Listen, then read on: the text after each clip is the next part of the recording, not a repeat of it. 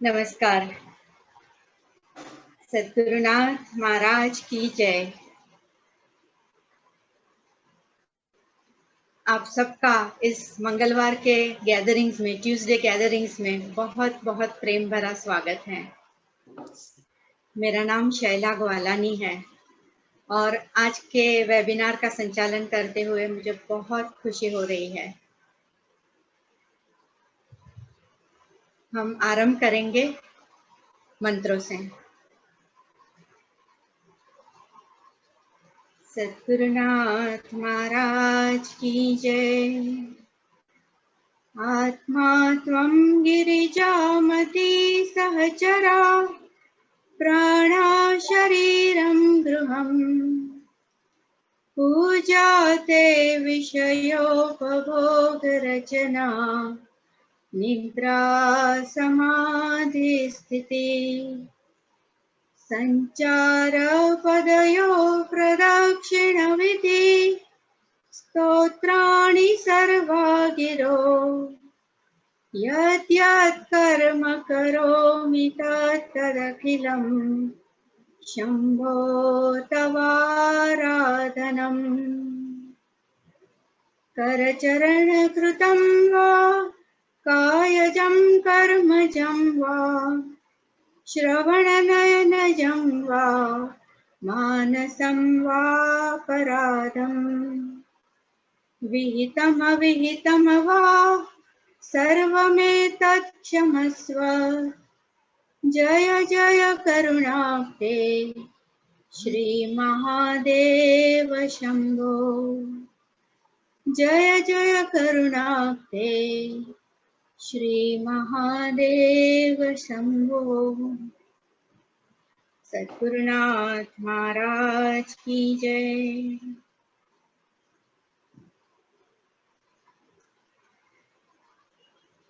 एक बार फिर आप सबका स्वागत है।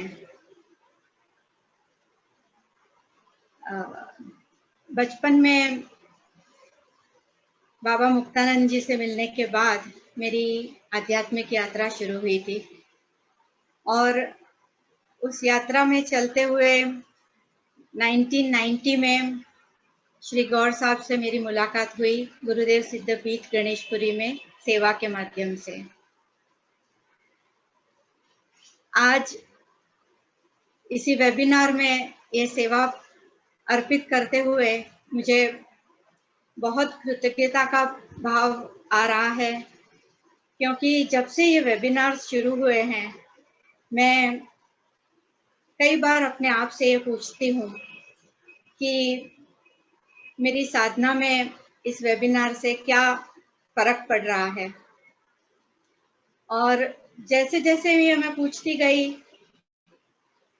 तो दो तीन बातें बहुत स्पष्ट रूप से मेरे में आई कि मैं बहुत बार बहुत खुश होती हूँ कि कितना सुंदर प्रवचन हमने विवेक भाव को सुना, स्वतंत्र कुमार जी को सुना और गौर साहब को तो सुनते सुनते प्रसन्नता का अनुभव होता ही है, बहुत सारा प्यार उमड़ता है। तो थैंक यू, ग्रेटफुल, ब्यूटीफुल ये शब्द बहुत सुंदर लगे, लेकिन कुछ लगा कि मैं क्या थैंक यू किस प्रकार व्यक्त करूं। और ईश्वर ने मुझे आज मौका दिया थैंक यू व्यक्त करने का, कि इस वेबिनार में एक सेवा के रूप में अर्पण करने का। तो बहुत बहुत धन्यवाद श्री गुरु का और श्री गौर साहब का। आज के हमारे मेन स्पीकर हैं श्री धीरेन्द्र कुमार सिंह जी। धीरेन्द्र कुमार जी एक आर्मी कर्नल है, रिटायर्ड हैं और 26 साल आर्मी में रहकर उसके बाद उन्होंने उसके दरमियान बहुत गुरुओं को मिले और अपनी आध्यात्मिक यात्रा आज और उनके अनुभव बांटने जा रहे हैं। धीरेन्द्र जी एक भक्त हैं, एक शिव भक्त हैं और जब वो बोलते हैं तो एक सहज भाव में आकर बोलते हैं। He believes in speaking from the heart. So let's all welcome Shri Dhirendra Kumar ji and listen to him. आइए, स्वागत है धीरेन्द्र कुमार जी।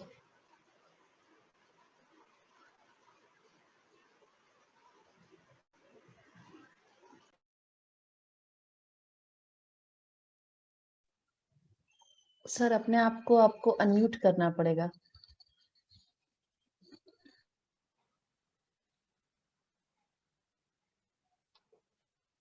जय गुरु, जय भोले बाबा। वेबिनार में शामिल सभी भाइयों और बहनों को मेरा प्रणाम।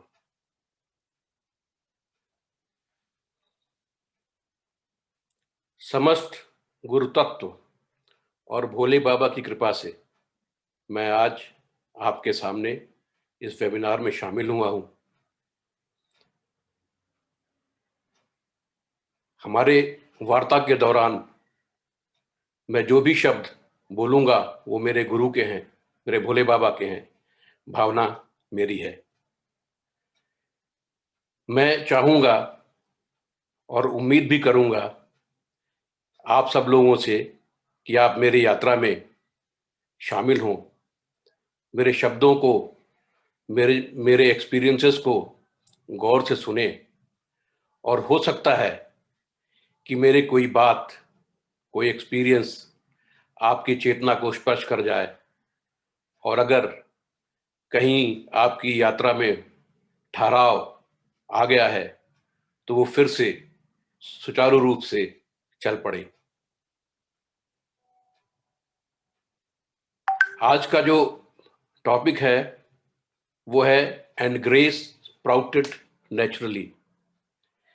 किस प्रकार से धीरे धीरे भगवान की कृपा अपने भक्तों पर होती है और वो रास्ता कहां से कहां शुरू होता है और कहां ले जाता है, इसके बारे में मैं आपको बताऊंगा।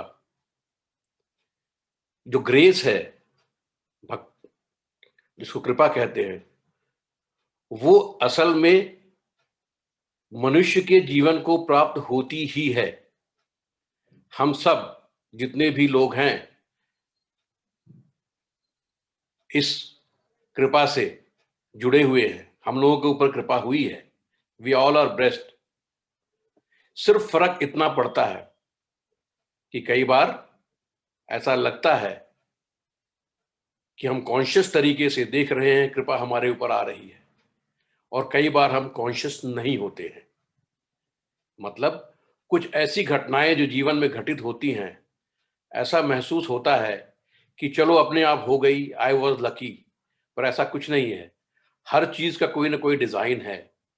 जब हम कॉन्शियस नहीं होते हैं तो इस भाव से इसको हम हटा देते हैं, और जब हम कॉन्शियस होते हैं और जब कॉन्शियस तरीके से हम पूजा पाठ और इस रास्ते में चल रहे होते हैं तो मन कहता है ये भगवान की कृपा से ऐसे हो गया। लेकिन आपको ये ध्यान में रखना है, जो कुछ भी हो रहा है उनकी कृपा से ही हो रहा है। कई कब हम कॉन्शियस हैं और कभी हम कॉन्शियस नहीं हैं। अभी मैं अपने ये जो स्पिरिचुअल जर्नी के बारे में जब मैं सोच रहा था तो मेरे मन में आया मैं शुरू कहाँ से करूं। कठिन सवाल है, क्योंकि जो स्पिरिचुअल जर्नी जर्नी है वो तो जन्म जन्मांतर से चली आ रही है। न जाने कितने जन्मों पहले थी और न जाने कितने जन्मों बाद तक रहेगी। पिछले जन्म का तो मुझे कुछ याद नहीं, आने वाले जन्म का पता नहीं। इसलिए मैंने कहा कि कहाँ से शुरू करें। फिर मेरे मन ने कहा चलो बचपन से शुरू करते हैं, पैदा से होने से लेकर के अब तक। ये बात मैं इसलिए बोल रहा हूँ, बचपन की चीजें मैं इसलिए याद करना चाहता हूँ कि मुझे मालूम है आप सबके जीवन में कुछ न कुछ ऐसी घटनाएं हुई होंगी, और जो मैंने अभी थोड़ी देर पहले बोला कि अनकॉन्शियस माइंड, शायद माइंड को ध्यान ना हो, मैं आपको वहां पे ले जाऊंगा। हो सकता है आपको लगे कि सच में ये तो स्पिरिचुअल एक्सपीरियंस ही था। चलिए मैं चलता हूं अपने बचपन में। सबसे पहले मैं ये कहना चाहूंगा कि मेरा जन्म एक बहुत स्पिरिचुअली इवॉल्व फैमिली में हुआ था। मेरी माताजी बहुत पूजा ध्यान पाठ करने वाली स्त्री थी, और बचपन में होता क्या है, बच्चा माँ के पास से ज्यादा जुड़ा होता है। माँ का आंचल पकड़ करके वो मंदिर में जाता है, देखता है, सुनता है, भगवान के बारे में बात करता है, सुनता है ज्यादातर। और कभी कभी ऐसा उम्मीद भी करता है कि बड़ा होकर के वही भगवान जैसे बहुत सारा पावरफुल बन जाएगा, पावर आ जाएंगी उसमें भी। इस उम्मीद के सहारे वो फिर जाता है बार बार। मेरी माँ हमेशा मंदिरों में जाके रामायण की कथा, महाभारत की किस्से सुनाया करती थी। उससे एक तरफ मेरी माता जी थी और दूसरी तरफ मेरे पिताजी। उनको मैंने कभी पूजा करते नहीं देखा, कभी ध्यान करते नहीं देखा। पर सबसे ताज्जुब की बात होती थी जब उनसे कभी पूछे, और खास तौर से हम थोड़ा बड़ा होकर जब हमने पूछे कि आप तो पूजा पाठ करते नहीं हैं, और उनको कोई अगर रामायण की हम चौपाई पढ़ रहे हैं और कहीं गलती हो गई तो करेक्ट कर देते, ऐसा नहीं ऐसा है। हम बोलते आप पढ़ते नहीं, आपको सब कंठस्थ कैसे मालूम है? वो मुस्कुरा के बोलते मेरे अंदर ही अंदर चलता रहता है, मनन करता हूं। इस प्रकार से मेरे प्रथम गुरु, मेरे माता और पिता, उनके द्वारा मुझे भक्ति और ध्यान का, मनन का एक पौधा जो है उत्पन्न हुआ हृदय में। ये बहुत शुरुआती दिनों की बात है। मैं आपको 2 इंसिडेंट्स अपने बचपन के मैं आपको बताना चाहूंगा। सबसे पहला एक इंसिडेंट है कि मैं ननिहाल गया हुआ था और वहां पे खेल कूद रहे थे सभी बच्चे। खेलते खेलते अचानक से मैं गिर गया और मैं बेहोश हो गया। लोगों ने बहुत चेष्टा की उठ जाए, मैं उठा नहीं। ये एक ऐसा समय आया जबकि सबको ऐसा लगा कि शायद ये बालक बचेगा नहीं। मेरे नाना जी ने बोला, फटाफट बोला कि जाके गौ माता को लेकर के आओ, इसका मैं गोदान करा देता हूं। क्योंकि हिंदू धर्मों में ऐसा मान्यता है कि मरते वक्त अगर आप गाय गाय माता का अगर पूंछ पकड़ लें तो आपको वैतरणी पार करा देती है। बहुत कोमल स्वभाव की मां होती है गाय। उसी प्रकार से मेरे सामने लाया गया, जो मुझे बाद में बताया गया, और मैंने उनकी पूंछ पकड़ी। लेकिन मैंने जिस प्रकार कहा कि बहुत करुणा होती गाय मां में, उन्होंने सोचा होगा ये बालक है, इसको अभी वैतरणी पार कराने का समय नहीं है, इसको वापस ले आती हूं। और मैं वापस आ गया। ये क्या था मुझे नहीं मालूम, इसका क्या इंडिकेशन है पता नहीं। आगे चल के शायद हम देखेंगे कहीं ना कहीं कुछ ना कुछ शायद जुड़ रहा होगा। इसी प्रकार से एक बार गांव में हमारे, जैसे मैंने कहा कि काफी स्पिरिचुअली इवॉल्व हमारी फैमिली थी, उसमें एक कई साधुगण, कई महात्मा लोग आया करते थे।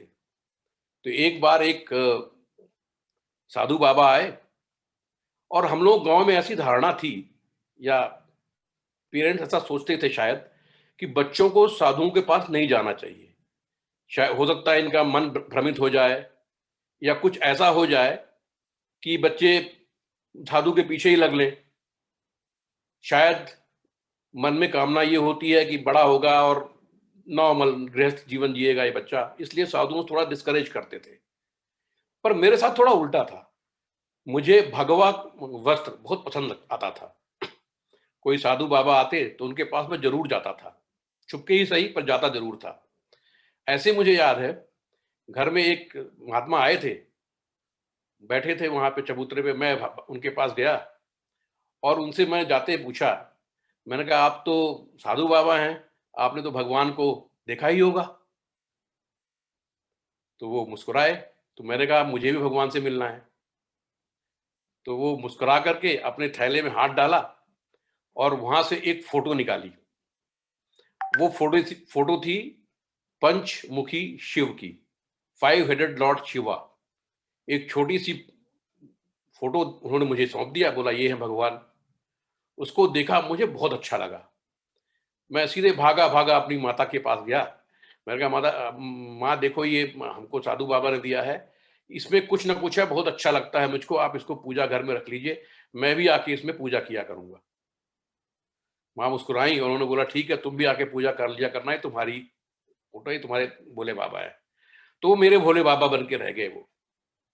फिर बचपन में जितना बच्चे को ध्यान होता है, कभी गए मंदिर की तरफ निकले, ध्यान आ गया तो भोले बाबा को प्रणाम कर लिया। ऐसा नहीं कोई कोई ध्यान कर रहा है, लेकिन जिस प्रकार एक बच्चा जाता है घूमते घामते, कभी माँ के साथ चला गया, कभी चला गया, तो थोड़ा बहुत सर झुका के सामने और हाथ जोड़ के खड़े हो जाना, वही हमारी पूजा होती थी। और भगवान के बारे में थोड़ा बहुत इस प्रकार से हम सोचते रहते थे। 10 साल की उम्र हो गई थी और भगवान के बारे में सोचना नॉर्मल बच्चे शायद नहीं सोचते, पर मेरे साथ ऐसा कुछ हुआ था। लेकिन फिर मेरे जीवन में एक टर्न आया। एक दिन मैं बाहर खेल रहा था, तो एक मेरे ही गांव का एक सीनियर क्लास का बच्चा था 11वीं का, वो आया और उसने एक चिट्ठी दिया मेरी माँ को, बोला ये मेरे पिताजी ने भेजा है। मेरे पिताजी इंटर कॉलेज में वहाँ पे लेक्चरर थे फिजिक्स के, तो उन्होंने एक लेटर भेजा था और बोला कि इस मेरे को अभी इमीडिएटली इसके साथ, बच्चे के साथ साइकिल में बैठा के भेज दीजिए, उसको कल शहर ले जाना है और उसको एग्जाम दिलाना है कोई टेस्ट। तो हम चले वहाँ से 9 किलोमीटर साइकिल में बैठ करके, और उसके बाद बस पकड़ के शाम को हम वहाँ पहुँचे।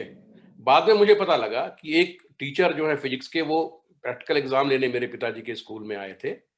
तो बातों बातों में उन्होंने पूछा कि आपका बालक क्या करता है, बेटा क्या करता है? तो उन्होंने बताया अभी 5वीं में पढ़ रहा है, और तो उन्होंने बोला 6 क्लास में इसका एडमिशन करवा दीजिए साइंस स्कूल में। तो बोले क्या 6 क्लास में हो जाएगा? ये तो 5th क्लास में होता है एडमिशन। उन्होंने इस साल एक्सेप्शन हुआ है, 6 क्लास के लिए भी एडमिशन खुला हुआ है। That was the only exception in the history of school.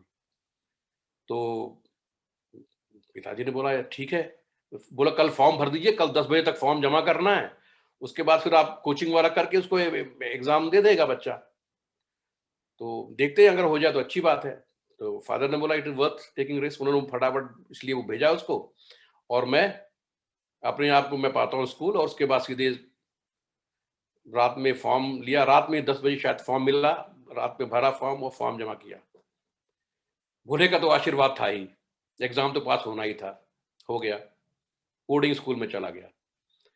जितनी मेरी पूजा पाठ जो है सब खत्म हो गए। और जो स्कूल का नाम था साइंस स्कूल, ये स्कूल बनाए इसलिए गए थे कि ये आर्मी के लिए प्रिपेयर करना बच्चों को। मेरा रास्ता ही अलग हो गया और मैं स्कूल में चला गया। शायद बाबा को ये मंजूर था, शायद ये रास्ता था उन्होंने मेरे लिए चुना था। उसके बाद क्लास 11th में हम लोगों को एग्जाम देना पड़ता है नेशनल डिफेंस एकेडमी का, यूपीएससी कंडक्ट करते एग्जाम। यूपीएससी एग्जाम होता है 1977 की बात है। तो एग्जाम देने हम लोग, सेंटर हमारा इलाहाबाद में पड़ा था। तो बस में बैठ करके शाम को हम पूरा स्कूल जो है क्लास हम लोग इलाहाबाद गए, और जैसे हम रीवा चले मेरे को हल्का हल्का फीवर आने लगा, बुखार हो गया। चलते चलते रात तक में तो बुखार बहुत तेज हो गया, खाना भी नहीं खाया। नेक्स्ट डे मेरे एक दोस्त ने रिक्शे में बैठा करके यूपीएससी हॉल तक लेके आया। यूपीएससी हॉल के बाहर एक लॉन है, मैं वहां लेटा रहा, पूरा तपिश, शरीर जल रहा था गर्म, और मुझे लगा मैं एग्जाम हॉल में तो जा ही नहीं पाऊंगा, मैं गिर ही जाऊंगा। एग्जाम 10 बजे शुरू होना था, करीब 9:40 पे मुझे लगा मेरा टेम्परेचर ठीक हो रहा है। By I think 10 o'clock I was absolutely fine with full of energy, कोई प्रॉब्लम नहीं। मैं एग्जाम हॉल में गया, मैंने कुछ एग्जाम्स दिया, फिर वापस आया, और फिर मेरे को टेम्परेचर हो गया। 2 घंटे का गैप था, 10 से 12 एक पेपर हुआ था, दूसरा 2 बजे से 4 बजे का था। 2 घंटे के दौरान तो कुछ थोड़ा बहुत दोस्तों ने कुछ खिलाया, फिर मैं वहीं लेटा रहा। 3:45 बजे मैं बिल्कुल नॉर्मल अगेन, और मैं दोबारा गया, एग्जाम दिया। ये सिलसिला अगले दिन भी चला, टोटल 4 पेपर्स, और सिर्फ 2-2 घंटे एग्जाम के टाइम में I was normal, absolutely normal with energy. Weakness exam hall में नहीं हुई।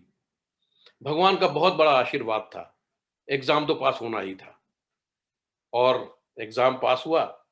और कहाँ मैं गांव में बड़े स्वच्छंद तरीके से घूमता था, स्कूल में मजे कर रहा था, सडनली मैंने अपने आप को नेशनल डिफेंस एकेडमी पूना में पाया, और मेरी लाइफ ने एक और टर्न ले लिया फौज की तरफ जाने के लिए, और मैं फौज में आ गया। फौज के बारे में सिर्फ इतना बताऊंगा,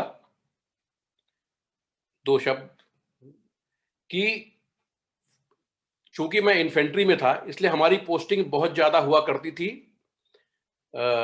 फील्ड एरियाज में, बॉर्डर एरियाज में, चाहे JNK में हो, अरुणाचल में हो, मिजोरम में हो, इन जगह में होती थी।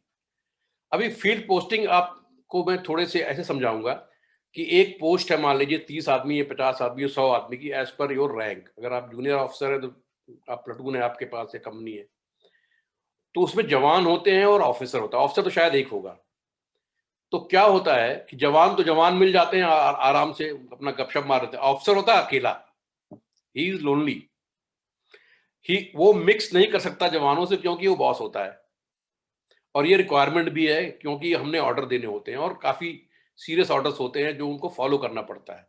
अगर हम फ्रेंडली हो जाएंगे तो शायद ऑर्डर फॉलो करने में लोग रिलक्टेंट करें, इसलिए ऐसा होता नहीं।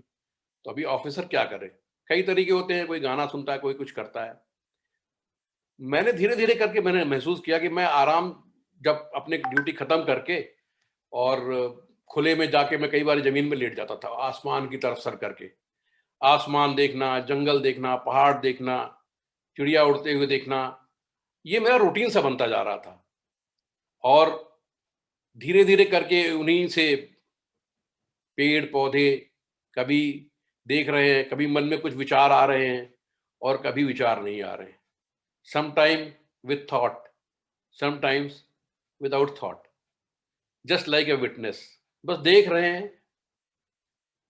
इस प्रकार से मैंने महसूस किया कि टू बी अ विटनेस, आप देखिए, सिर्फ दृष्टा बनिए बस। ये मुझे नहीं मालूम था, बाद में पता लगा ये तो उपासना की पद्धति है, जो कि मैं अनजाने में, क्योंकि मेरे बार बार फील्ड पोस्टिंग होते, मैं ऐसा करता ही गया। मुझे उस नेचर से, पेड़ पौधे, चिड़िया पक्षी, सबसे प्यार होने लगा, सब अच्छे लगने लगे। तो एक अजीब सा, जो अनजाने में, मैंने आपको शुरू में इसीलिए बोला था कि sometime we are conscious, sometime we are not. That time I may not be conscious, but I was getting into the practice of meditation practice की। इस प्रकार से फील्ड पोस्टिंग के बारे में मैं आपको बताऊंगा। अभी एक और चीज मेंशन करना चाहूंगा कि फील्ड पोस्टिंग के दौरान में, अभी इन्फेंट्री के हैं, कभी फायरिंग हो रही है, कभी शेलिंग हो रही है, कभी कुछ हो रहा है, कभी ये तो चलता रहता है। बट मैंने हमेशा रियलाइज किया कि बड़ा मिरेकल्स तरीके से, आई यूज्ड टू स्केप। अगर कहीं कुछ खतरा हो गया या अंडर फायर हो गए, मैं कैसे बच जाता था। मुझे तो कई बार लगता था मुझे तो कोई गोदी में उठा करके पार करा देता है रास्ता। ये सारी की सारी चीजें उस समय महसूस नहीं होती थी, लेकिन जब से आप स्पिरिचुअल प्रैक्टिस में गए और जब पीछे मुड़ के देखते हैं, लगता है क्या हो रहा था और मैं कितना अनजान था। अब मुझे मालूम है वो सब कुछ मेरे भोले बाबा की कृपा थी, उनकी कृपा से सब हो रहा था। मिरेकुलस स्केप कई बार हुई मेरे साथ और सब उनकी कृपा से बचा। खैर, बहुत ज्यादा आर्मी के बारे में तो नहीं कहूंगा, लेकिन इसी के दौरान मेरी 96 97 आई थिंक 97 98 में मेरी दिल्ली में पोस्टिंग हो गई। एक वाकया दिल्ली में हुआ। दिल्ली में नॉर्मल ऑफिस टाइम हेडक्वार्टर में है 9:30 to 5:30 का ऑफिस। वैसे फौजियों को ये सूट नहीं करता, हम लोगों का 24 आवर्स टाइम ज्यादा अच्छा लगता है, और ये कंपार्टमेंट में बंधने में थोड़ा सा अजीब सा लगता है, पर बंधे हुए थे। तो उसी के अनुसार शाम को जब 5 बजे या 6 o'clock तक घर पहुंचता, तो चाय पानी पीना कुछ, मेरी पत्नी हमेशा कुछ ना कुछ, कभी सूप बना के दे दिया, कभी चाय दे दिया, इस प्रकार की चीजें वो दे दिया करती थी। उनकी कृपा थी मेरे ऊपर शायद उस समय बहुत। तो ये ऐसा ही एक दिन हुआ कि मैं आया और बैठ करके हम दोनों चाय पी रहे थे, सूप पी रहे थे। सडनली मेरे गले में कुछ फंस गया और मैं बहुत जोर से खांसा, और ऐसा लगा कि कुछ फंस रहा, चोक सा हो रहा। मैं जल्दी से कुर्सी से अपने उठा और मैं फ्रिज की तरफ भागा कि पानी पी लूं। उसके बाद सब कुछ इतना अच्छा लगने लगा। मैं हवा में तैर रहा था और नीचे सुंदर सी धरती दिख रही है, पूरा शरीर हल्का हो रखा है और कोई बॉन्डेज नहीं है। और सबसे बड़ी बात, मुझे बहुत ही ज्यादा खुशी हो रही थी। इतनी खुशी तो मुझे लगता है शायद मेरी शादी में भी नहीं हुई होगी। उसका मैं बखान नहीं कर सकता। एक एक पल, एक एक क्षण मुझे याद है। मैं हवा में तैर रहा हूं। I was formless. मैं बिल्कुल हल्कापन महसूस हो रहा था। I was absolute light like feather. हल्का था, क्योंकि कोई बंधन नहीं था, कुछ भी नहीं था, और सिर्फ एक खुशी थी, हैप्पीनेस था, ब्लिसफुल स्टेट था। और मुझे ऐसा लगा कि ये अगर ऐसा चलता रहेगा तो कितना अच्छा रहेगा। लेकिन बहुत दूर से मेरे कानों में कुछ आवाज आने लगी, बहुत दूर से। मुझे अच्छा नहीं लग रहा था, आवाज क्यों आ रही है इतना, आप यकीन नहीं कर सकते, मैं उसको डिस्क्राइब नहीं कर सकता हूं। You are light, you are formless, you are happy, there was no bondage, कुछ नहीं था। फिर धीरे धीरे करके आवाज की स्पष्टता नजर आने लगी, मुझे आवाज स्पष्ट नजर आई। फिर मुझे लगा ये मेरी पत्नी की आवाज है। मेरी पत्नी की आवाज मेरे कानों में सुनाई दिया। और फिर पहला सेंटेंस जो साफ साफ सुनाई दिया, मेरी पत्नी, एक सिपाही मेरे घर में जो ड्यूटी पे रहता था, उसका नाम लेके चीख रही थी कि जल्दी आओ, राम सिंह जल्दी आओ, देखो साहब को क्या हुआ है। ये मुझे स्वच्छ सुनाई दिया। और उसके सुनाई देते ही मैंने आंखें खोली। मैंने, क्या हो गया? तो मेरी वाइफ बोलती है, मैंने, ये क्या, इतना हल्ला क्यों हो रहा है? तो मेरी वाइफ बोलती, क्यों, तुम्हें कुछ पता नहीं है क्या? मैंने कहा, नहीं, पता क्या इसमें, क्या हुआ?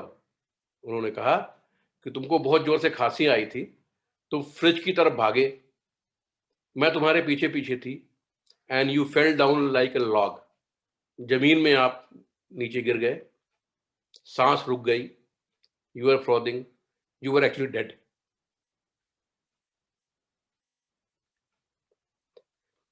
ये जो एक्सपीरियंस था, ये कहता है कि आत्मा जो है वो मुझे दिखाया, ये नहीं खत्म होती है। मुझको ये एक्सपीरियंस भगवान ने कराया कि ये शरीर से ज्यादा मत बन, ये आत्मा अमर है। किताबों में तो कई बार पढ़ा है, पर साक्षात जब देखते हैं तब यकीन आता है। उस दिन मैंने साक्षात देखा, सामने देखा कि किस प्रकार से कितना आदमी खुश होता है। मुझे तो लगता है वो देख करके, मैं कभी कभी लगता है कि अच्छा है ये जीवन तो निकल गया, अगला जीवन के लिए तैयारी करते हैं, क्योंकि बीच में, अगले जीवन के और इसके बीच में बहुत अच्छा समय आने वाला है, बहुत खुशी होगी। वो ब्लिसफुलनेस अभी नहीं आई है इस जीवन में, उस समय मिलती है जब आदमी शरीर छोड़ता है। इसलिए तैयार रहिए, आगे जाने के लिए भी बहुत अच्छा समय आता है। ये मेरा एक जो एक्सपीरियंस था, मैंने सोचा आउट, इसको बाद में, उस समय तो मुझे पता नहीं, लेकिन बाद में लोग बोलते हैं इसको आउट ऑफ बॉडी एक्सपीरियंस बोलते हैं।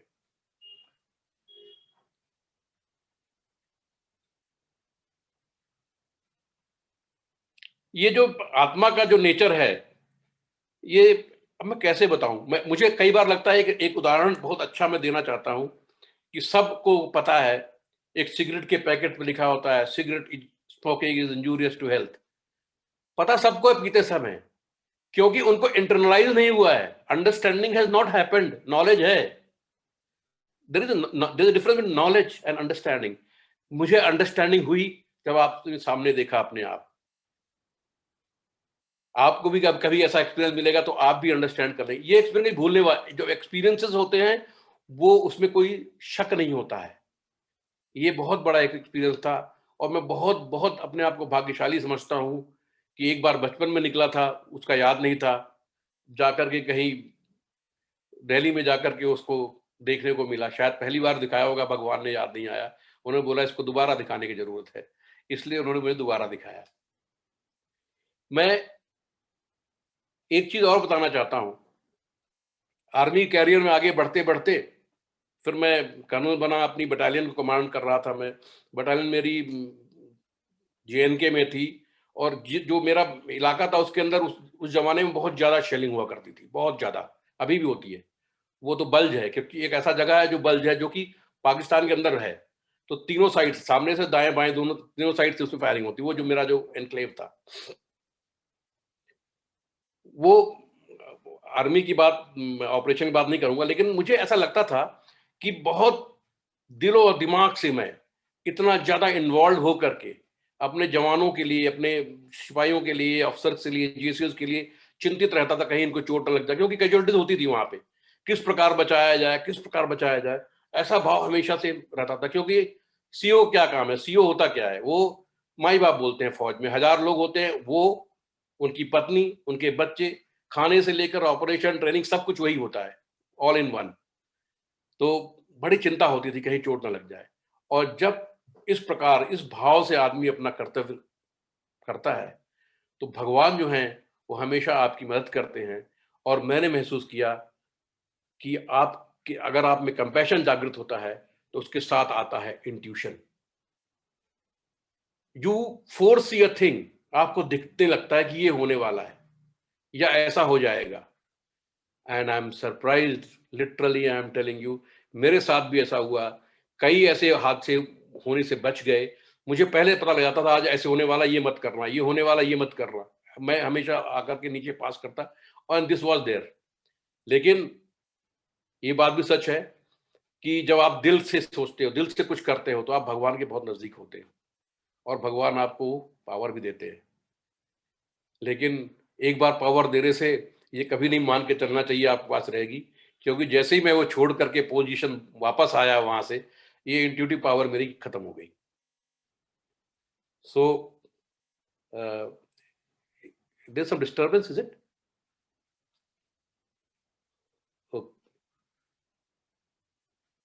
ओके, अभी हम चलते हैं। मेरी पोस्टिंग 2006 में चेन्नई में हो गई, और उसी के दौरान, उसी साल, इनफैक्ट 2 महीने पहले, मेरी बेटी का दिल्ली छोड़ करके स्कूलिंग कॉलेज जो है वो बैंगलोर में एडमिशन लिया उसने। मेरे भाई साहब हैं स्वतंत्र कुमार जी, आप लोग परिचित हैं, उनके घर में रहकर मेरी बेटी पढ़ रही थी, और उसी के दौरान मेरी पोस्टिंग हो गई चेन्नई में। तो मन में इच्छा पड़ती थी कि आर्मी में कैसे प्लान हुआ, मैं यहाँ हूँ वहाँ और मेरी बेटी वहाँ। कई बार लगता था, और बेटी के प्रति थोड़ा पिता का स्नेह ज्यादा होता भी है। ऐसा लगता अभी 12वीं पास कर गई है, अब 3 साल में ग्रेजुएट करेगी, उसके बाद जॉब करेगी, फिर शादी कर देंगे, फिर साथ कब रहेंगे। तो ये मुझे बहुत लगता था कि मुझे उसको साथ रहना चाहिए। पर चलो, भगवान का फिर भी अच्छा वो था, खैर कुछ डिजाइन रही होगी, उन्होंने मुझे चेन्नई भेज दिया। तो चेन्नई से मैं बैंगलोर आता था अपनी बेटी से मिलने। तो बातों बातों करने में, ऐसी बातों बातों में मैं भाई साहब से बोल रहा था, देखिए मेरी पोस्टिंग वहाँ, यहाँ होता तो कितना मजा आता। तो मेरे भाई साहब उन्होंने बोला, अगर ऐसा है तो चलो मैं तुमको एक गुरुजी से मिलाता हूँ, उनको सब पता है, and he has power to do it. अगर आप यहाँ पोस्टिंग चाहोगे तो ये करवा भी देंगे। मैंने कहा अच्छा। तब तक मैं बिल्कुल भी मेरे हिसाब से मैं कोई प्रैक्टिस नहीं करता था, स्पिरिचुअल प्रैक्टिस। मैंने चलो मिल लेते हैं, मैं भी छुट्टी पे बैठा हूँ, कोई नहीं। तो हम उन्होंने गाड़ी भेज दिया था, और हम लोग, मैं और मेरी वाइफ, हम लोग गए। First time we were meeting and the Guruji Prahlad Shetty ji, उनसे मैं मिल रहा था। उनको मैं थोड़ा विस्तार में बताऊंगा उनके बारे में, क्योंकि विस्तार मतलब 2 मिनट्स एक्स्ट्रा। सो एनीवे, सो उनसे मिलने हम लोग गए, और मुझे याद है मैं गाड़ी में बैठा था, कार में, हम दोनों, मैं और मेरी वाइफ बैठे हुए थे, और मैंने उनसे बोला, यार कितना अच्छा लगेगा यार बैंगलोर पोस्टिंग हो जाए। भाई साहब बोले करवा देंगे। ये हम आपस में बात कर रहे थे। जब उनके वहां पहुंचे तो बैठे, उन्होंने बोले बैठो बैठो, मुझे तो बिल्कुल अपने सामने बैठा लिया, उन्होंने बोला बैठो यहाँ पे। और फिर धीरे से बोलते हैं कि आपको बैंगलोर आना है क्या? I was zapped. मैंने कहा यार ये बात जो मैं और मेरी पत्नी के बीच में हो रही है, इनको कैसे पता? पर चूंकि स्वतंत्र जी ने बोला था कि नहीं उनको पता होता है, तो मैंने कहा हो सकता है पता हो गया हो। खैर, हम लोग वहां पे काफी देर तक बैठ के नॉर्मल गपशप, मैं तो गपशप भी बोलूंगा क्योंकि उस समय कोई स्पिरिचुअल मोड था नहीं मेरा। मैं तो अपने इंटरेस्ट से गया था कि हो सकता है कोई पोस्टिंग पोस्टिंग का कुछ बन जाए हिसाब। तो गए जब, अच्छा, उन्होंने बातों बातें में उन्होंने मुझे बोला कि आप करीब 1.5 साल बाद आए हो, आप अगर 1.5 साल पहले आते तो आपके पैंक्रियाज में कुछ प्रॉब्लम है, मैं वो ठीक कर देता। मैंने कहा मेरे को तो कोई प्रॉब्लम नहीं है, आई हैव नो प्रॉब्लम। ठीक है, नहीं नहीं आपको प्रॉब्लम है, हुई थी। मैंने कहा अच्छा ठीक है। एनीवे, मैंने कहा गुरुजी से क्या बात करना, मैं आ गया वापस। और जब वापस आया तो लोग सब लोग जो थे बच्चे वगैरह पूछे और क्या हुआ, क्या क्या बातें हुई, नॉर्मल जो होता है।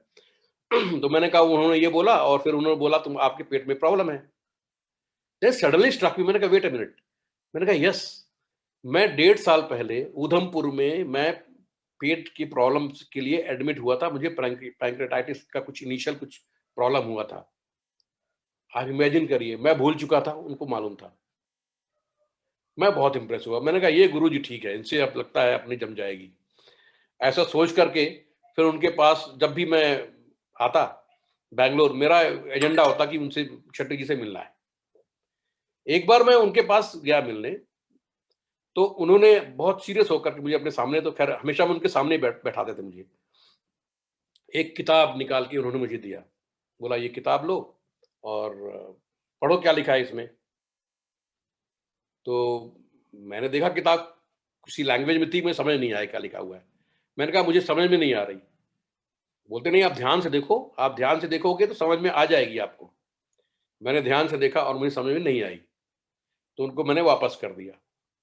उन्होंने बोला कोई बात नहीं, उन्होंने वापस ले लिया।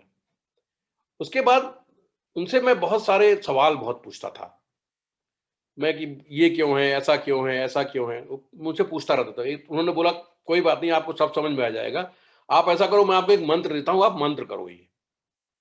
तो मैंने कहा ठीक है। उन्होंने मुझे एक मंत्र, बीज मंत्र दिया।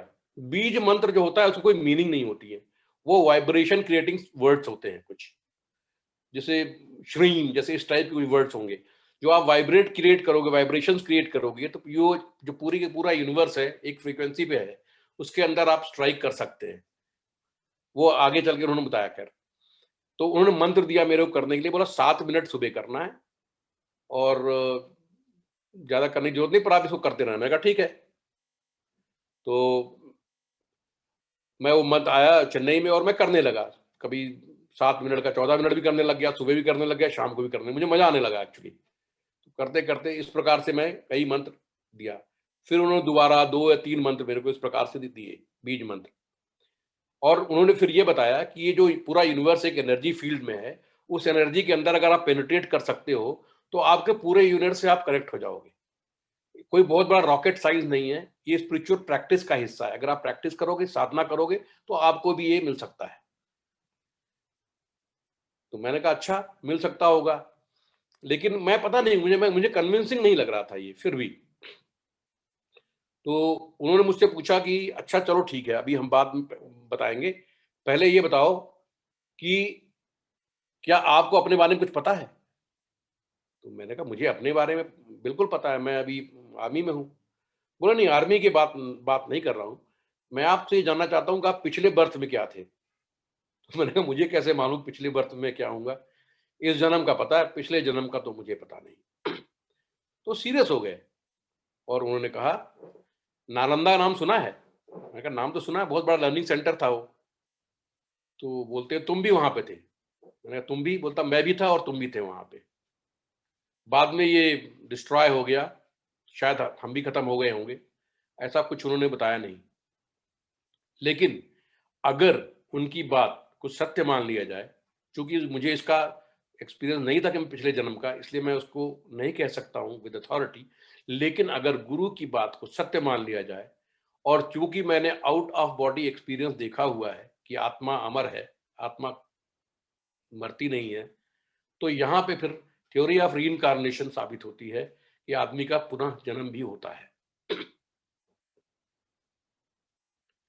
उसके बाद फिर एक बार उन्होंने चर्चा के दौरान उन्होंने कोई बात हुई और उनसे मैं थोड़ा सा ज्यादा शायद बोलने लगा था कि मुझे नहीं समझ में आता ऐसे क्यों होता है, इस तरह प्रकार की बातें कर रहा था।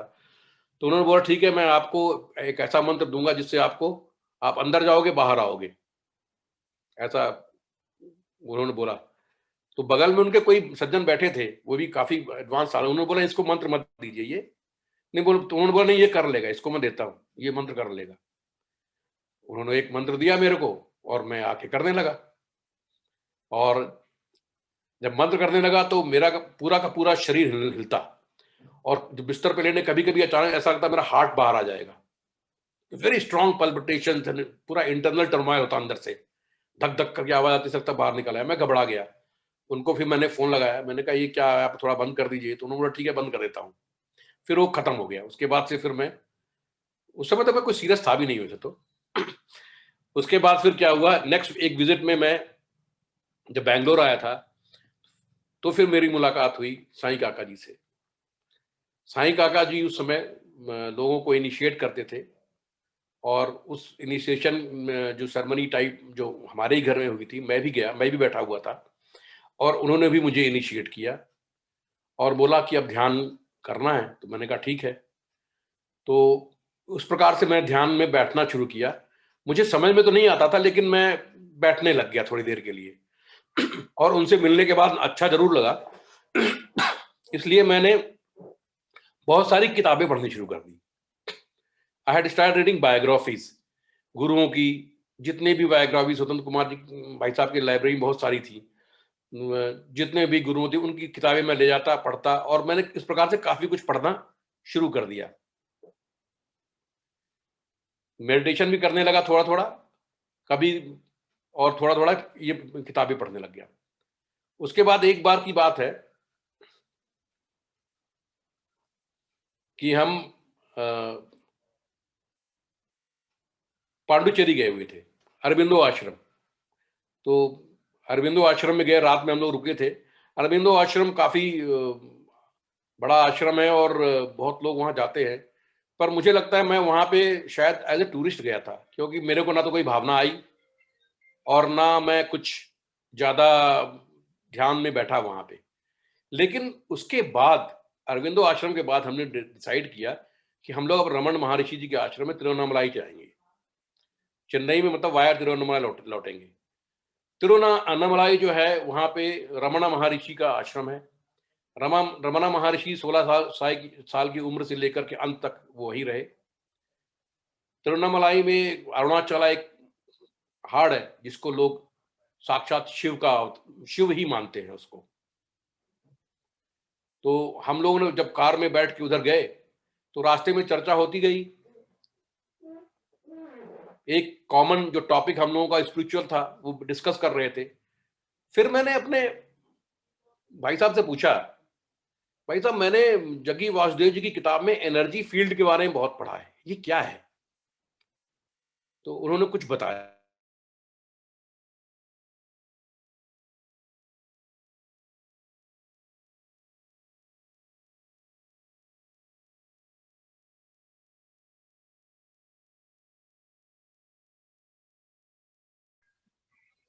सर उनका वीडियो फ्रोज हो गया है। I think some network issue is there. We will wait for 1 or 2 minutes. Yes, we will wait. Yes sir. We'll wait. मैंने कहा हाँ।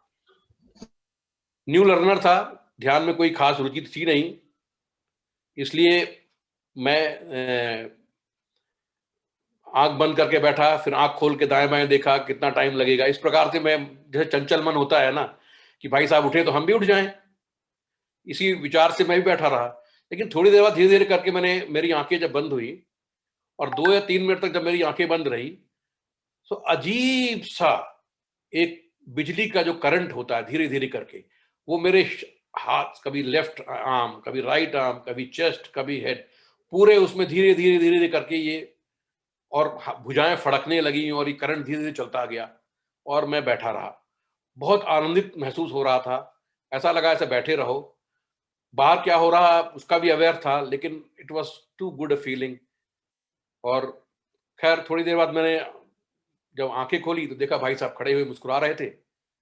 बोला लगता है एनर्जी फील्ड महसूस हुआ? मैंने कहा हाँ। बोला बहुत देर कर दी तुमने? मैंने कहा देर कर दी, मुझे तो पता ही नहीं था कि एक्चुअली मैं बहुत देर तक बैठा रहा और इतना अच्छा लग रहा था कि शरीर के अंदर से हल्का हल्का हल्का जब करंट मूव करता है, पूरा बॉडी मूव कर रहा है, that is the energy field you actually. अभी एनर्जी फील्ड है क्या? एनर्जी फील्ड जहां पे भी गुरुज है या जहां पे मंदिर हैं, टेम्पल्स हैं, वहां पे ही होती हैं। ये वाइब्स होती हैं, वाइब्रेशंस होते हैं। अगर आप भक्ति भावना से जाओ या किसी की गुरु की कृपा से या ईश्वर की कृपा से, तो आप में लिंकेज आसानी से हो जाता है। 2 आदमी जा रहे हैं, एक को महसूस होगा, एक दूसरे को शायद ना महसूस हो, लेकिन एनर्जी फील्ड्स इन जगहों में होती है। ये अनिवार्य, ये जरूरी, ये पक्का, मतलब मुझे उस दिन महसूस हुआ। फिर उसके बाद मैंने कहा ये जगह अच्छी लगी मुझे और मैं कभी एक बार अकेले अपने आप आऊंगा। मुझे तीर्थ स्थान पे अकेले जाना अच्छा लगता है, और जहाँ पे मेरा कोई नाम ना हो, मैं कुछ ना हूँ, एक नॉर्मल उस वैसे बन के जाना मुझे बहुत अच्छा लगता है। और किसी उसके भाव से जाओ कि अफसर हो जा रहे हैं, तो मुझे वो ठीक नहीं लगता है।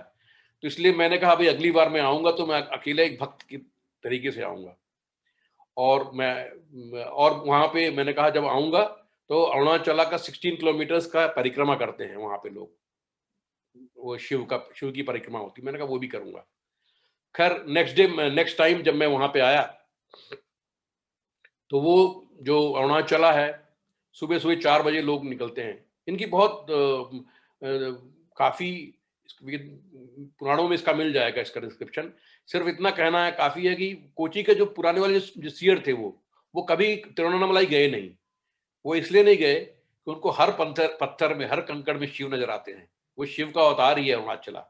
इसलिए वहाँ कभी गए नहीं। बोले पाँव कहाँ रखूँगा, वहाँ तो शिव हैं। तो इतनी पावरफुल प्लेस है वो। तो मैं गया वहाँ पे, शाम को पहुँचा और मैंने कहा सबसे पहले मैंने कहा पहले मेडिटेशन करेंगे। तो मैं जाके मेडिटेशन बैठा and I again felt the energy field. मैंने कहा ये ठीक है। फिर मैं उठ के बाहर आया। माइंड इज ऑलवेज डाउटिंग, मैंने कहा फिर जाता हूँ, देखता हूँ इस बार भी आता है कि नहीं आता है। Again I went inside, again I felt that it was very strong current. मैंने कहा ये ऐसे सच में हो रहा है कि पता नहीं कि मेरे मन में कुछ धारणा हो रही है। खैर शाम को एक बार फिर जाऊंगा, अभी तो मैं जल्दी जल्दी गया हूँ इसलिए शायद हो रहा हो। ये सोच करके फिर मैं अरुणाचला के ऊपर चला गया, केव जहाँ पे रमणा महर्षि जी रहते थे वहां तक गया, चढ़ के गया और वापस आया। और फिर शाम को फिर मैं ध्यान में बैठा। मैंने कहा इस बार अब फाइनल टेस्ट लेता हूँ। और जब मैं वहां बैठा, अगेन सेम थिंग। मैं कन्विंस हो गया। मैंने कहा एनर्जी फील्ड तो होती है, इसमें अब मुझे कोई संशय नहीं रह गया। और फिर नेक्स्ट डे मैं परिक्रमा के लिए उठा 4 बजे। परिक्रमा 16 किलोमीटर तो ज़्यादा नहीं होता डिस्टेंस, लेकिन उसमें एक शर्त होती है कि नंगे पाँव चलना होता है। तो फौजी का पाँव बहुत सॉफ्ट होता है, वो कभी जूता उतारता ही नहीं, एक उतारा दूसरा पहन लेता है।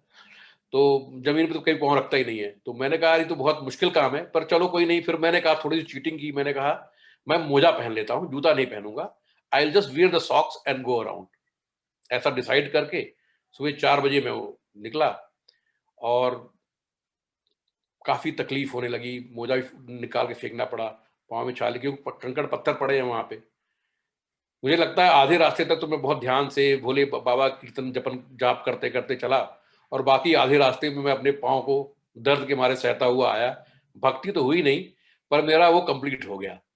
और सीधे आकर के मैं गाड़ी में लेटा हूँ। मैंने कहा घर चलो। और इतने मोटे मोटे छाले हो गए थे कि 3 दिन तक मैं ऑफिस नहीं जा पाया था। लेकिन मैंने अरुणाचला का वो परिक्रमा जरूर कंप्लीट की। इसी के दौरान मैंने सोचा कि अब तो रमणा महर्षि जी के यहाँ भी हो आए हैं, तो क्यों ना हम शिरडी साईं बाबा के यहाँ भी चले। तो हम शिरडी साईं बाबा के यहाँ गए, यहाँ से इंदौर से गए थे। और वहाँ पे ध्यान किया। एक वहाँ पे जो द्वारका माई है, वहाँ पे जहाँ पे बाबा बैठा करते थे हमेशा, जो लौ जलती रहती है, एक वो जगह है, और एक जहाँ उनकी एक्चुअल समाधि है। मुझको द्वारका माई जो है वो बहुत ही पावरफुल जगह लगी। उसमें बहुत ज्यादा एनर्जी फील्ड है उस एरिया में, और वहां बैठ के ध्यान करेंगे तो ध्यान भी लगता है। अंदर तो मुझे इतना नहीं लगा। अंदर शायद वजह ये होगी कि अंदर लोग धक्का मुक्की करते हैं, बहुत भीड़ भाड़ भी होती है, शायद वो वजह होगी, मुझे पता नहीं। पर मुझे जहाँ पे साईं बाबा जी बैठा करते थे वो जगह मुझे काफी अच्छी लगी, और मैं वहां पे ध्यान करके आया। और जब वहां से लौटने लगा तो रास्ते में हमने कहा, किसी ने बताया जंगली महाराज जी का आश्रम है पूना के पास में। मैंने चलो यहाँ भी चलता हूँ। एक जज्बा सा आ रहा था, बार बार घूमना, गुरुओं के पास जाना, ऐसा कुछ कुछ हो रहा था मेरे साथ। तो जंगली महाराज जी के ऑफिस में के आश्रम में मैं गया, सीढ़ी चढ़ के ऊपर गया। मुझे एक चीज बहुत अजीब सी, मतलब अभी तक समझ नहीं आया मेरे को। जब मैंने जंगली महाराज जी को देखा, उनकी फोटो लगी है, एक्चुअली वो स्केच टाइप है फोटोग्राफ विद फ्लोइंग हेयर्स, और उसमें लोकेशन ऑफ चक्रास मेंशन है। पूरे जो चक्र होते हैं शरीर में, उनका कोई फोटो पर से नहीं है। जब मैंने उनको देखा, मुझे ऐसा लगा उनको मैंने कहीं देखा है। और आज तक मैं याद कर कर थक गया हूं, मुझे कभी समझ नहीं आ रहा कि उनको मैंने कहाँ देखा है। पर मेरे को कोई डाउट नहीं था, मैंने उनको कहीं देखा है, ऐसा लगता था मेरे को। खैर मैं बाहर आया, बाहर आके बैठा और ध्यान करने लगा, आंख बंद करके बैठा और थोड़ी देर बैठा रहूंगा, 15-20 मिनट, आधा घंटा। उसके बाद धीरे धीरे करके मेरे को एक बहुत शानदार सी एक फ्रेग्रेंस, एक खुशबू आई, बहुत अच्छा लगने लगा, वो खुशबू सी आ रही थी। तो मैंने बगल में आंख खोली और बगल में एक और कोई बैठे थे, मैंने उनसे पूछा, मैंने कहा भाई साहब ये खुशबू कहाँ से आ रही है, बहुत अच्छी लग रही है। तो उन्होंने बोला आपको खुशबू आ रही है क्या? मैंने कहा जी बहुत अच्छी आ रही है, चमेली की है, किसकी है पहचान नहीं पा रहा हूँ, पर बहुत अच्छी खुशबू है। तो उन्होंने बोला भाई साहब आप किस्मत वाले हो, मैं कई सालों से यहाँ आता हूँ, मुझे तो कोई खुशबू नहीं नजर आई।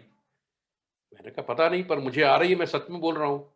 और खैर ये छोटे छोटे इंडिकेशंस होते हैं जो आपको रास्ते पे रखने के लिए भगवान देता रहता है, इससे कोई ज्यादा बहुत ज्यादा ना देखा जाए, लेकिन खुशबू आना। इसके बाद भी कई बार ध्यान में इस प्रकार की फ्रेग्रेंस जो है वो मुझको उसकी स्मेल वो महसूस हुआ।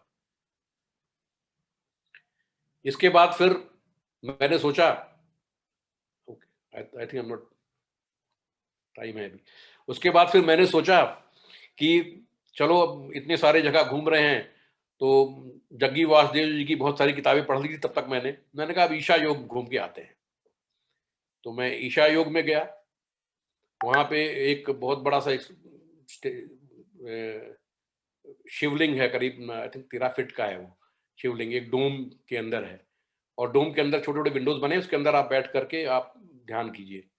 तो मैं दोपहर में पहुंचा था और वहां ध्यान किया, मुझे ध्यान लग गया, अच्छा लगा वहां पे। और फिर मैं शाम को फिर मैं वहां पे अंदर डोम के अंदर बैठ करके मैंने ध्यान किया। फिर दूसरे विजिट में दूसरी बार मैं एक और विजिट किया फिर। और जैसे आप एंटर करते हैं उस डोम के अंदर, उसके राइट साइड में छोटा सा पॉन्ड है, उसके अंदर एक सॉलिडिफाइड मरकरी का शिवलिंग है जो पानी के नीचे रखा जाता है हमेशा।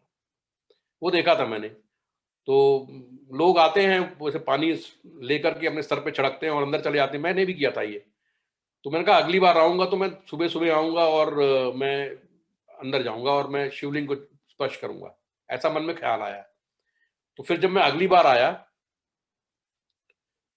तो मेरे मन में ख्याल आया कि वहां पे एक प्रोसीजर होता है, आप जाके उनके कपड़े पहन करके और नहा धो करके फिर मैं वो पानी के अंदर गया, पॉन्ड के अंदर, और धीरे धीरे चलते हुए मैं शिवलिंग के पास पहुंचा। और शिवलिंग के सामने पहुंच करके आंख बंद करके मैंने कहा मैं भोले बाबा का आलिंगन करूंगा। ये सोच करके जैसे ही मैंने शिवलिंग के ऊपर हाथ रखा, एक जोरदार करंट मुझे लगा और मैं पूरा पूरा पीछे गिर गया। मुझे समझ नहीं आया इतना तेज करंट क्यों आया। और सबसे पहले निगेटिव थॉट जो मन में आते हैं, हमेशा पॉजिटिव कम आते हैं, निगेटिव ज्यादा होते हैं इंसान के जीवन में। मुझे लगता है भोले बाबा ने मुझे स्वीकार नहीं किया, ऐसे क्यों मुझे। पर मैंने कहा कोई बात नहीं, स्वीकार नहीं किया पर मैं फिर भी उनको आलिंगन करूंगा। और मैं दोबारा से डरते हुए उनके पास फिर गया और कोई करंट नहीं लगा, और मैं आराम से अपना नतमस्तक हुआ, बाबा को टच किया और काफी खुशी खुशी फिर मैं वहां से वापस आया। तो ये जो एनर्जी फील्ड और ये जो ट्रांसफर ऑफ एनर्जी जो होती है, ये किताबों में नहीं है, ये एक्चुअली होती है, ये मैंने महसूस किया हुआ है। फिर जब मैं लौट करके आया चेन्नई, तो मैं नया रिजॉल्व के साथ मैंने कहा अब मुझे मेडिटेशन ध्यान से करूंगा। अभी तक तो मजाक से कर रहा था, अब मैं ध्यान से करना शुरू करूंगा। और मैं फिर बैठ करके काफी काफी देर तक कमरे में बैठ जाता और ध्यान करने की कोशिश करता।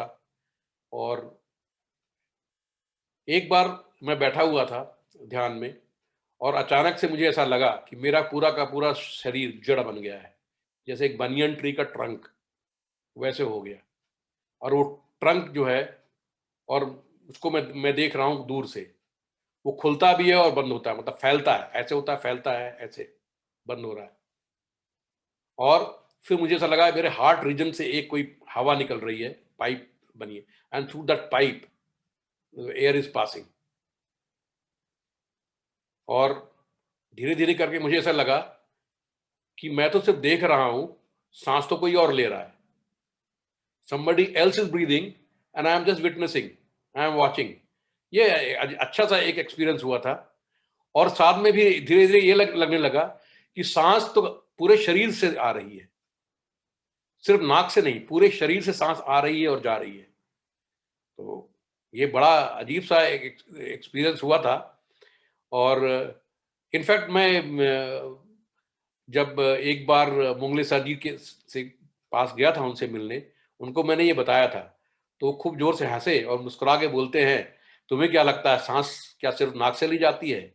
सारा शरीर से सारे शरीर से सांस आती है। उन्होंने मेरे पीठ थपथपाई और काफी खुश हुए थे। एक बार उसी के दौरान मैं जब ध्यान करता था, मुझे ऐसा लगा मेरे ऊपर एक शैडो आके बैठ गया। I could see a shadow and I was not there. मुझे बहुत तेज से डर लगा। I got scared और मैंने आंखें खोल दी। मुझे डर लग जाता था, और क्योंकि मुझे ऐसा महसूस होने लगा, धीरे धीरे करके I was getting sucked into it, और मैं बहुत रैपिडली मैं उसके अंदर सक हो रहा था और होता जा रहा था। और मुझे लग रहा था कि मेरे बच्चे छोटे हैं, कभी कभी बीच दिमाग में आता कि क्या करूं, अभी तो बहुत रास्ता सही नहीं चल रहा लगता है, पर फिर भी मैं उधर ही दोबारा चला आता, वही करता, वही बैठता, ध्यान करने लगा। करते करते करते करते फिर मैंने एक दिन महसूस किया कि अपने सांसों के ऊपर जब आदमी ध्यान देता है, मेरे साथ तो ऐसा हुआ कि जब सांस अंदर आती है तो होल बॉडी कॉन्ट्रैक्ट्स, सारी की सारी नाड़ियां जो है वो खिंचती हैं, और जब आप इसको सांस बाहर निकालते हो तो वो फूलती हैं। जो आपके जो फिंगर टिप्स होते हैं, जो उंगलियों के पोर होते हैं, इसमें बलून जैसा महसूस होता है। ऐसा लग रहा है गुब्बारे फूल रहे हैं, पिचक रहे हैं, फूल रहे हैं, पिचक रहे हैं। दिस इज वॉट व्हेन, जब मैं प्रैक्टिस करता हूँ, जब ध्यान करता हूँ, तो पूरा जो हवा अंदर जाती है और जो प्राण है वो 72 की 72 नाड़ियों में फैलते हैं, उसका एहसास होता है कि वो सिकुड़ता है और खुलता है, सिकुड़ता है और खुलता है। उसको मुझसे कोई बात करता है, उसको मैं बोलता हूँ बलूनिंग इफेक्ट। मुझे पता नहीं क्या है इसके बारे में, स्पिरिचुअल टर्म्स क्या है, I don't know, but this is what happens. इस प्रकार होता है। वो अभी भी ऐसे ही होता है। जब भी ध्यान बैठता हूँ, मेरे को अंदर से कंट्रैक्शन होगा, फिर खुलेगा, कंट्रैक्शन होगा, खुलेगा। इस प्रकार से मेरा आजकल जो है ध्यान होता है। एक और इसी के दौरान एक चीज हुआ। ध्यान बैठा मैं एक दिन मैं घर के बाहर बैठा हुआ था और ध्यान कर रहा था ऐसे ही। अचानक से मेरे कान में ये जो आवाज होती है, हमिंग साउंड, इंसेक्ट की जो हमिंग साउंड होता है, वो आनी शुरू हो गई। और इसको मैं बोलता हूं साउंड ऑफ साइलेंस। अचानक सन्नाटे में, कभी सन्नाटे की आवाज आपने अगर सुनी है, या तो कभी दोनों कान को उंगली से जोर से दोस्ती से दबा के रखिए तो बहुत आवाज आती है, सन्नाटे की आवाज आती है, हमिंग साउंड आवाज आती है। वो आपके अंदर की आवाज है। वो एक्चुअली क्या है, बाहर का अनाद नाद है। वो नाद आपको सुनाई देने लगता है।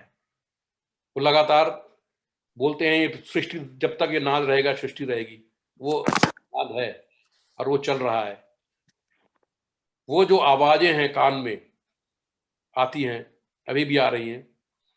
13 साल हो गया। मैंने इनको मुंगले सर जी को पूछा भी था, मैंने बोला था ये आवाज आ रही है क्या है, तो मुस्कुरा के बोला नहीं नहीं ठीक हो जाएगा कुछ दिन में। 13 साल तो हो गया है, ठीक नहीं हुआ है। गुरुओं की वाणी वही जाने कि कुछ दिन 13 साल होते हैं कि 13 जन्म, पता नहीं। पर अभी भी जैसे मैं आपसे बात कर रहा हूं, मेरे कान में कंटिन्यूअसली एक साउंड सा बजता रहता है। आज मैं आखिरी में, आज के दिन में यहाँ पे एक आखिरी एक इंसिडेंट आपको बताऊंगा।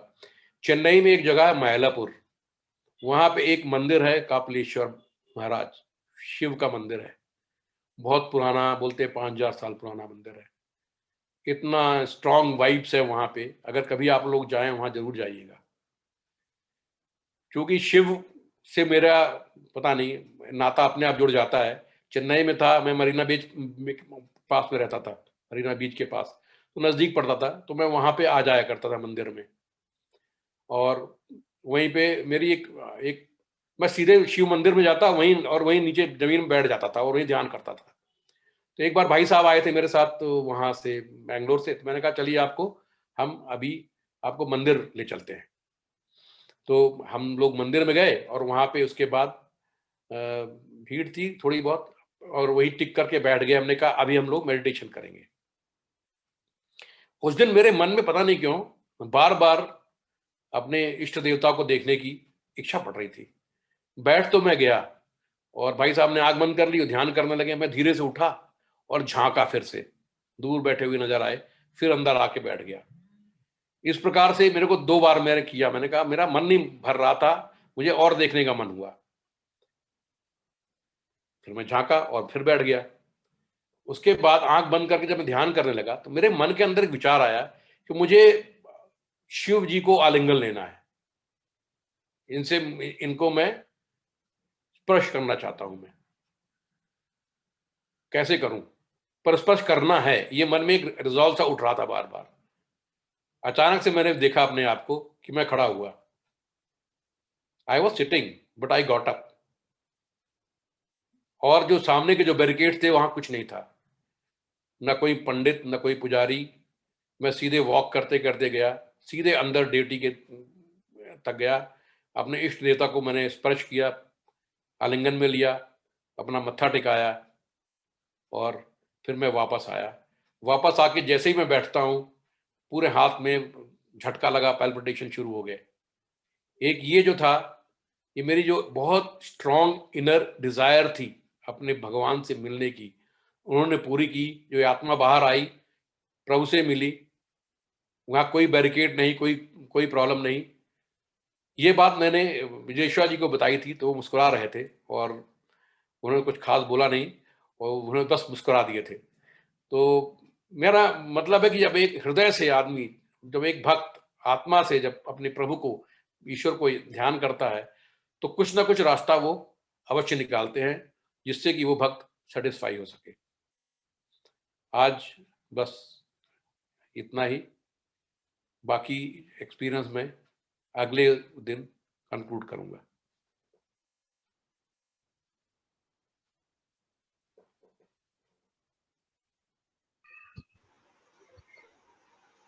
बहुत बहुत धन्यवाद श्री धीरेन्द्र जी। आपकी सहजता, आपका प्रेम भरा जो अनुभव कथन था, इसमें बहुत प्रभावित हुए हम। एक तो गुरु कृपा सदा निरंतर बहती रहती है, और जो हम सबको किताबों का ज्ञान तो रहता है, सभी ने किताबें पढ़ी होती है, लेकिन जो अनुभव से ज्ञान मिलता है वो हमेशा अपने अंदर जैसे कि हम आत्मसात कर लेते हैं। तो एक बार फिर आपका बहुत बहुत धन्यवाद। और अब हम कुछ देर के लिए ध्यान करेंगे। आज वसंत पंचमी है। आज श्री सरस्वती देवी का प्रकट दिन है। श्री सरस्वती देवी की पूजा करते हैं और उन्हें प्रार्थना करते हैं कि हमारी बुद्धि को प्रेरित करें, हमारे विवेक को जागृत करें, कि हम अपनी यात्रा को आगे बहुत ही विवेकपूर्ण रूप से आगे ले चलें। हम आनंद मनाते हैं और उनका पूजा अर्चना और प्रार्थना करते हैं। तो एक सहज आसन में बैठ जाएं सभी लोग। आसन ऐसा हो जो सहज भी है लेकिन स्थिर भी है।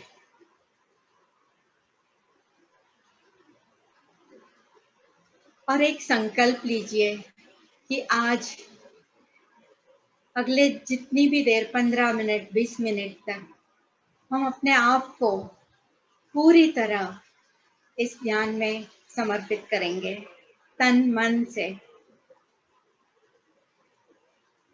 आंखें बंद करें और अपने श्वास प्रश्वास पर अपना ध्यान एकाग्र करें।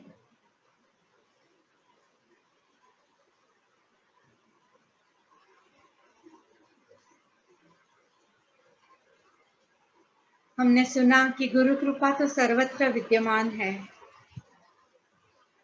सिर्फ हमें कॉन्शियस रहना है, एक कॉन्शियस प्रयत्न करना है कि हम उस गुरु कृपा को अपने अंदर आकर्षित कर सके। तो इसके लिए आज हम उसी कृपा के लिए प्रार्थना करेंगे श्री सरस्वती देवी को।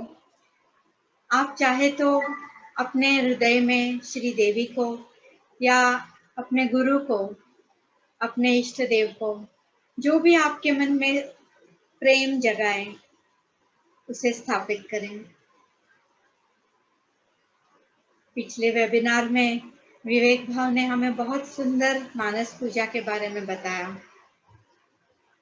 तो इसी तरह अपने हृदय में अपने इष्ट देव को, देवी को, श्री गुरु को स्थापित करें।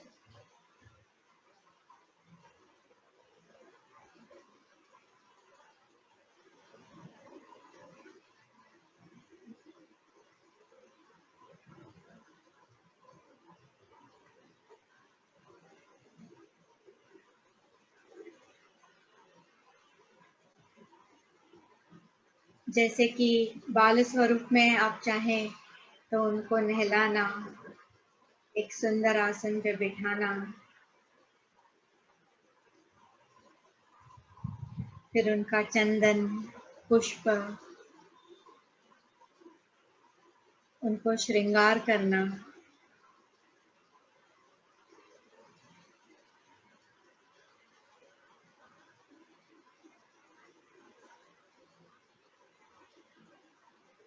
धूप जलाना, दीपक करना,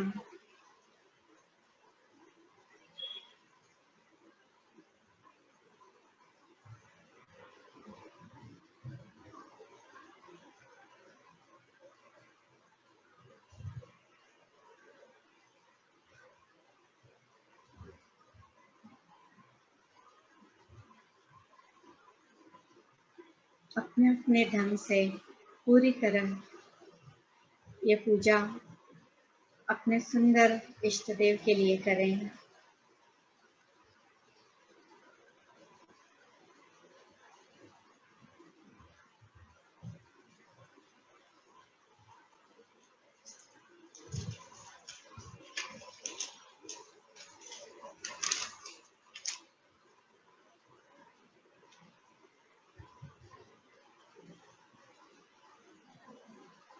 उनको भोजन के लिए भोग लगाएं।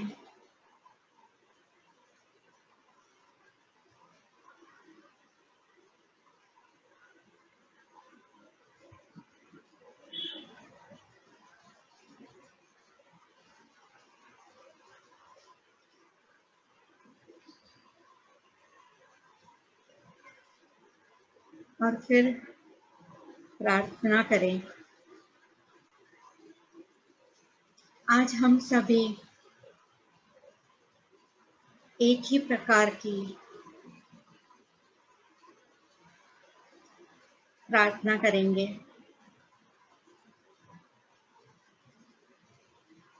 ये प्रार्थना का शीर्षक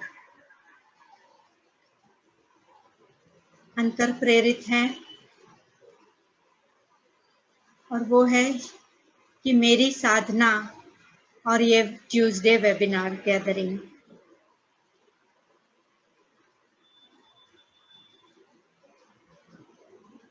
देवी सरस्वती को ये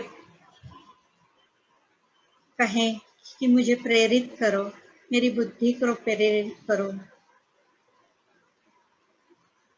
कि मैंने क्या मेरी साधना में फर्क पाया है, क्या पाया है इन वेबिनार से आज तक जो मैंने इसमें भाग लिया है।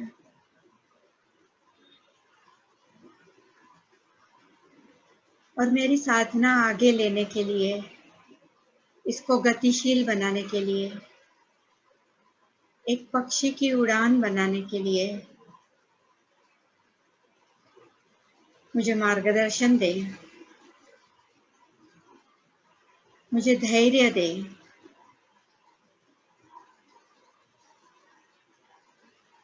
कि मैं अपना स्व प्रयत्न पूर्ण रूप से इसमें कर सकूं।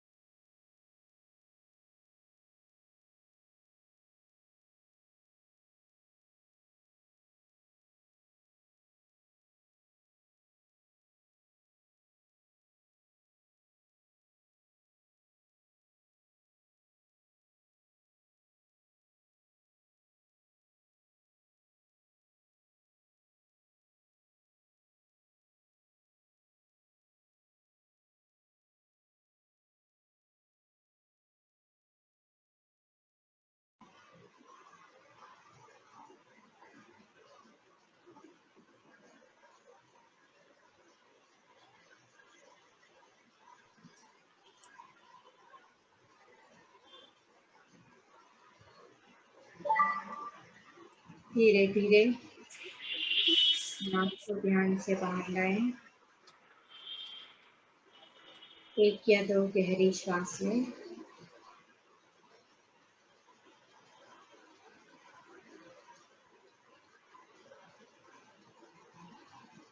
हम धीरे से आंखें खोलें।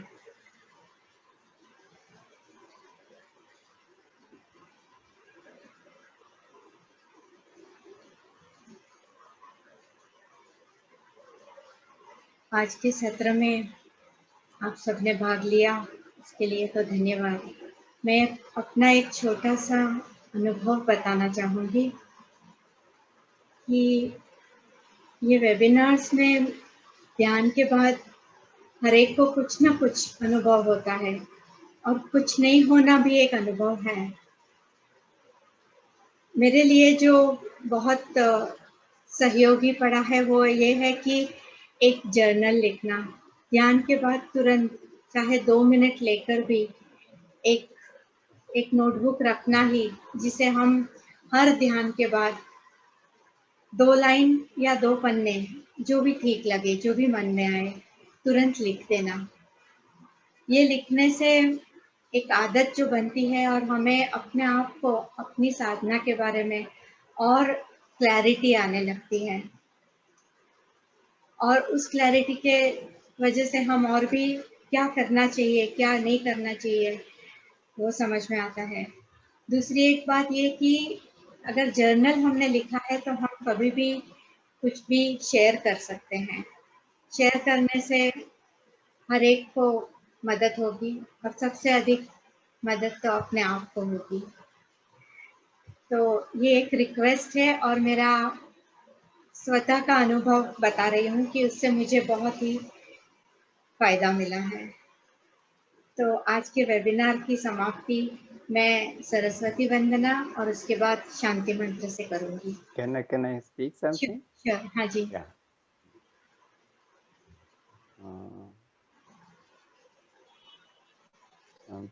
वेलकम। हाँ, बहुत अच्छा था। आज अलग से एक पार्टिसिपेंट की हैसियत से बैठना इधर।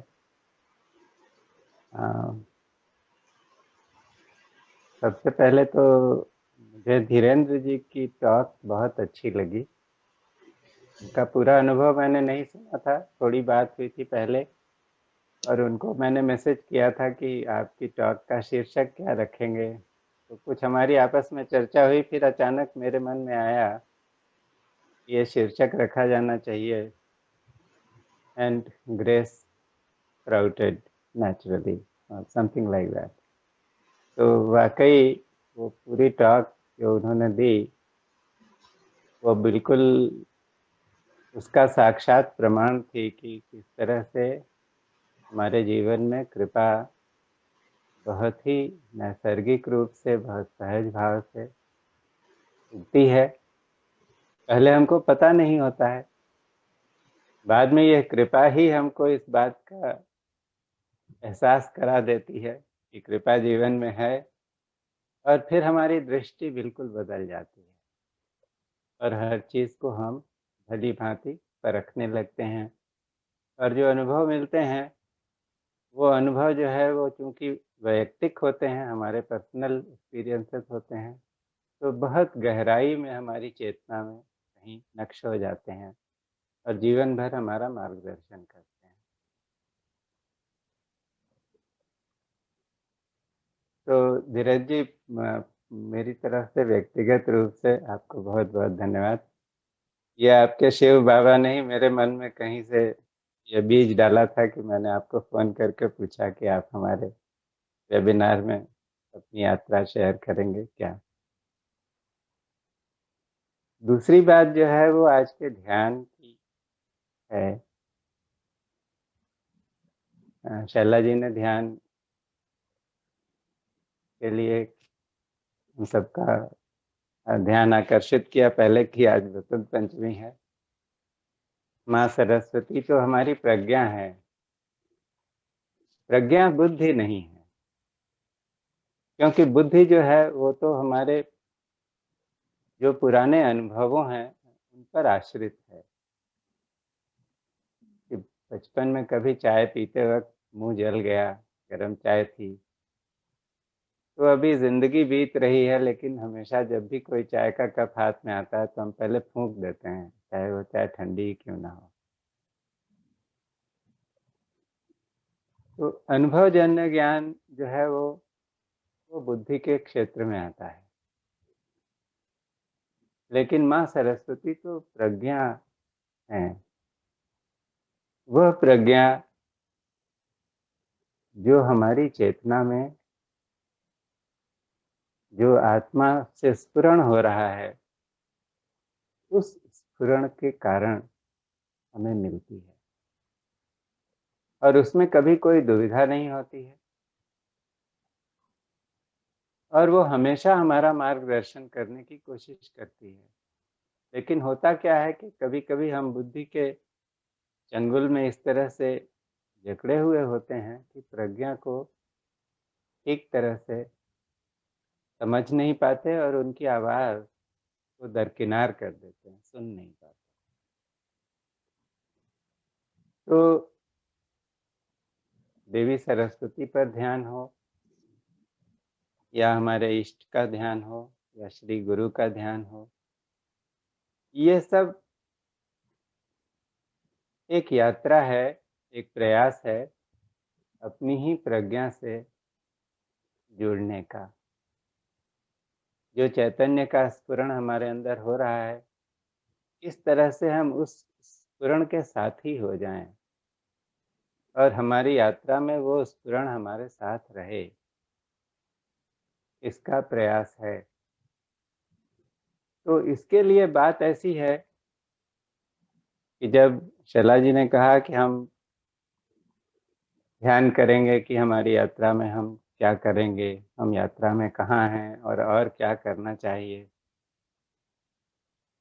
तो मन का तार्किक मन होता है, उसने एक प्रश्न खड़ा किया कि भाई इसका ध्यान से क्या लेना देना है, ध्यान तो हम अपने को खोने के लिए करते हैं, जहाँ सब कुछ खो जाए।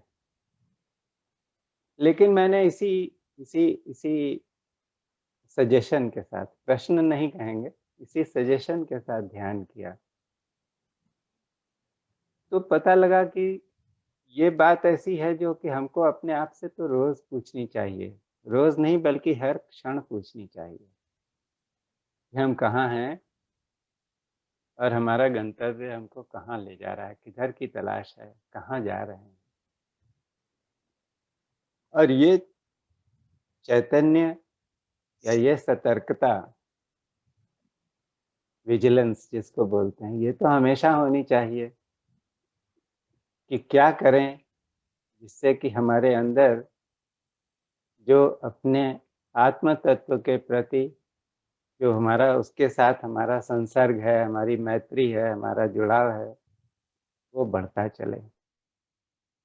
तो स्वयं अपने जीवन को ही मैंने देखा कि कैसे ये काम हुआ है और किधर किधर कोताही हो गई, नहीं भी हुआ, क्या आवश्यकता है। और जब मैं अंदर में उतरा तो फिर ऐसा लगा कि ये एक प्रश्न भी लेकर ऐसी चीज है जिससे कि ऐसे अंतर में प्रवेश किया जा सकता है जहाँ पर कि बहुत ज्यादा एक्सपेंशन हो, निसीम हो।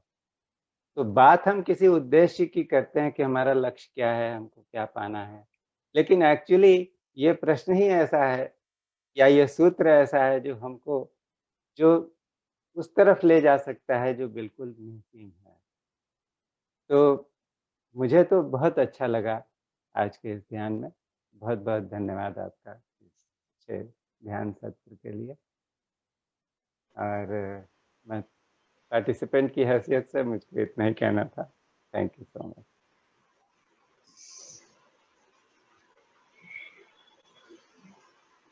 पार्टिसिपेंट की हैसियत से भी प्रेरित करने के लिए, मार्गदर्शन के लिए बहुत बहुत धन्यवाद।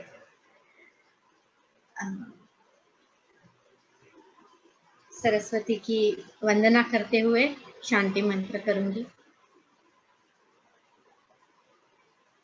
या कुंदेन्दु तुषार हार धवला या शुभ्रवस्त्रावृता या वीणावरदण्डमण्डितकरा या श्वेतपद्मासना या ब्रह्माच्युतशङ्करप्रभृतिभिर्देवैः सदा वन्दिता सा मां पातु सरस्वती भगवती निःशेषजाड्यापहा। ॐ पूर्णमदः पूर्णमिदं पूर्णात् पूर्णमुदच्यते पूर्णस्य पूर्णमादाय पूर्णमेवावशिष्यते। ॐ शान्ति शान्ति शान्तिः। सद्गुरुनाथ महाराज की जय।